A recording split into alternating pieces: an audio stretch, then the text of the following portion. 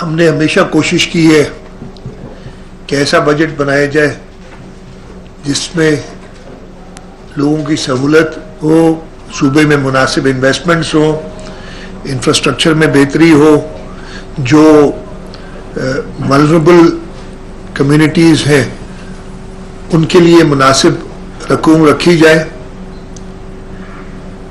इस साल का बजट थोड़ा सा फर्क है और आपने सबने देखा भी होगा, कल मैंने असेंबली में भी इसके बारे में बात की थी। जो इंटरनेशनल और ख़ास तौर पर रीजनल सूरत हाल है, उसकी वजह से वफाकी हुकूमत को कुछ ऐसे एक्सपेंडिचर्स करने थे जो कि पहले नहीं थे जहन में और बजटेड। तो वफाकी हुकूमत ने सूबों से कांटेक्ट किया। जो पहली तजवीज़ थी या जो हमारे सामने आई थी, और वो काफ़ी अरसे से बात चल भी रही है कि जी सूबों को बहुत पैसे मिलते हैं तो एनएफसी के फॉर्मूला का रिवाइज किया जाए। हुकूमत सिंध ने, पाकिस्तान पीपल्स पार्टी ने इस तजवीज़ को सिरे से मुस्तरद कर दिया और मुस्तरद करने की वजह यह थी कि अगर ऐसा किया जाएगा तो यह आइन की खिलाफ वर्जी होगी, इसलिए कि आइन में एनएफसी को प्रोटेक्ट किया गया है और उन रुकूम को प्रोटेक्ट किया गया है कि अगर जो फर्दर एनएफसी ऑब्वियसली दोबारा आगे होने, लेकिन आप सूबों के रुकूम को घटा नहीं सकते, ये एनएफसी में बड़ा साफ लिखा हुआ है। अब एक ऐसी सूरत हाल पैदा हो गई कि जब वफाक ने सूबों को, सारी पॉलिटिकल पार्टीज को बैठ के बताया कि जी हमें क्या जरूरियात है,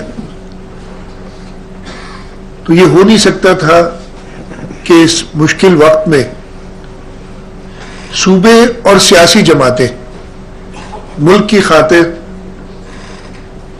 सब कंट्रीब्यूट करें।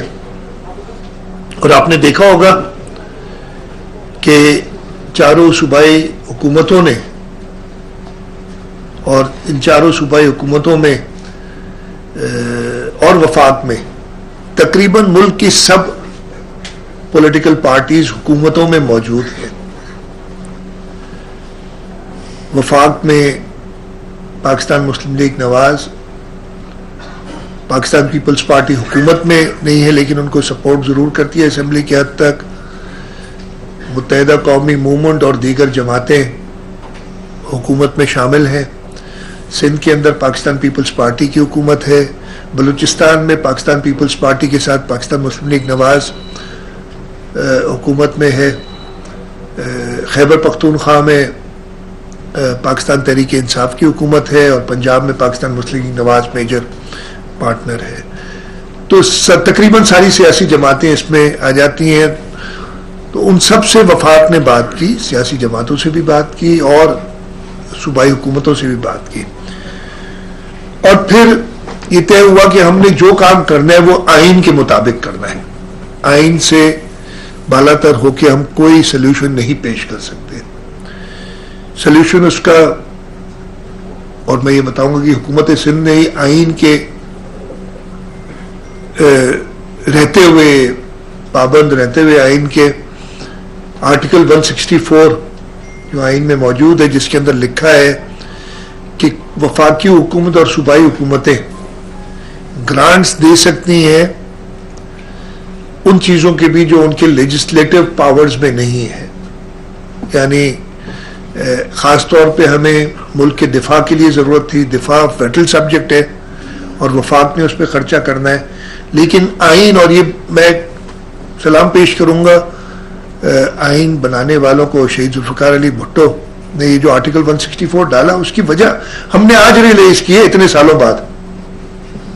50 साल, 52 साल, 53 साल हो गए आइन को, लेकिन आज हमने उस आर्टिकल को पहली दफा इस्तेमाल किया ताकि हम आइन के अंदर रहते हुए ऐसी सूरत हाल को पैदा करें।